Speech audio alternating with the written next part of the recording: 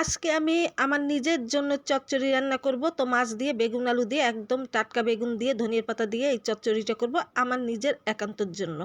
তো hello everyone, আসসালামু আলাইকুম, welcome back to my channel beauties kitchen and blog. তো এই যে আমি চচ্চড়ির জন্য দেশি বেগুন 2টা কেটে নিয়েছি আর তার সাথে শিল আলু 2টা দিয়েছি।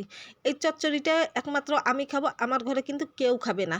তো একটু ঝালের পরিমাণটা কিন্তু আমি বেশি দিয়েছি এখানে, যেহেতু আমার নিজের জন্য একান্ত, তাই আমি যতটুকু ঝাল খেতে পারি আমার নিজের উপর। এখানে আমি পেঁয়াজ কুচি, লবণ আর একটু আদা বাটা, জিরা বাটা দিয়ে দিব।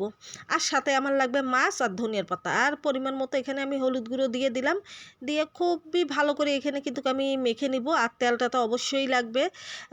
আমাদের যে কোনো তরকারি রান্না করি না কেন আর যেটাই রান্না করি না কেন তেল তো অবশ্যই দিতেই হবে। আর চচ্চড়িতে আমি একটু বেশি পরিমাণ কিন্তু তেলটা দিয়ে দেই। তো আদা বাটাও দিয়ে দিলাম, জিরা বাটাও দিয়ে দিলাম, দিয়ে এখন খুব ভালোভাবে কিন্তু আমি মাখিয়ে নেব। আর হাতে মাখিয়ে চচ্চড়ি যত মাখবো তত কিন্তু স্বাদ দ্বিগুণ পরিমাণ বেড়ে যাবে। আর বললামই তো এটা একান্ত নিজের জন্য এই চচ্চড়িটা। তো আমি অনেক মজা করে কিন্তু এই চচ্চড়িটা রান্না করব। তো এই চচ্চড়িটা দিয়ে আমি আজকে 2 বেলাও ভাত খাবো এবং আগামীকাল থাকলে তখনও আমি কিন্তু খাবো। আর এই চচ্চড়ি দিয়েই কিন্তু আমার ভাত খেতে অনেক মজার লাগে। আমার মাংস ও আর অন্যান্য খাবার কিন্তু একেবারেই ভালো লাগে না। শুধু যদি মাছের চচ্চড়ি দেওয়া যায় আমার আর কিন্তু কিছু লাগে না, ওখানে মাংস আর লাগে না। তো আমি কিন্তু মাংসও রান্না করেছিলাম, সেটা আপনাদের ভাইয়া আমার ছেলেমেয়ের জন্য। আর নিজের জন্য আমি এই যে হাতে মাখিয়ে এই চচ্চড়িটা রান্না করে আমি খাবো। তো এখন আমার কিন্তু চচ্চড়িটা আমি অনেকক্ষণ ধরে মেখেছি, মাখার পর কিন্তু আমি এই যে মাছগুলো দিয়ে দিচ্ছি। তো মাছ কিন্তু বেশ কয়েকটা দিয়ে দিব এখানে। আমি আমার যতটুকু মন চায় আমি খাবো।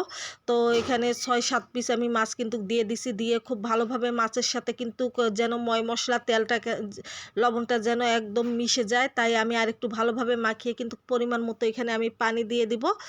আর এখন আমি চচ্চড়িটা এখানে মাখিয়ে খুব সুন্দরভাবে কিন্তু রেখে দিলাম। এখন আমি হাত ধোয়া একটু পানি দিয়ে দেবো, এই পানিতেই কিন্তু আমার চচ্চড়িটা সিদ্ধ হয়ে যাবে।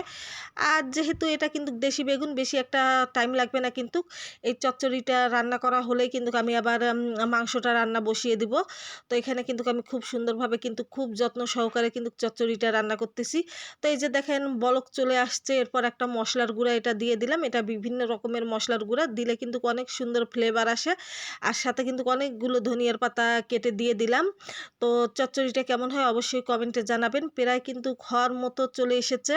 তো এই যে আরেকটু কিন্তু তেলটা বেরিয়ে আসলে কড়াইয়ের সাথে যখন লাগা লাগা ভাব আসবে চচ্চড়িটা, তখনই আমি নামিয়ে ফেলবো। তো আমার চচ্চড়িটা আপনাদের কাছে কেমন লাগলো অবশ্যই জানাবেন। আর যদি ভিডিওটি ভালো লাগে অবশ্যই দেখবেন, আর না ভালো লাগলে স্কিপ করে যাবেন। তো ভিডিওটি ভালো লাগলে অবশ্যই লাইক, কমেন্ট, শেয়ার এবং ফলো করবেন আমার পেজটা। তো আজকের মতো কিন্তু রেখে দিব। সবাই ভালো থাকবেন এবং সবার ভিডিও দেখে গঠনমূলক কমেন্ট করার চেষ্টা করবেন। তো আমার চচ্চড়িটা ফুল কমপ্লিট। তো আজকের মতো সবার কাছ থেকে বিদায় নিব। খোদা হাফেজ।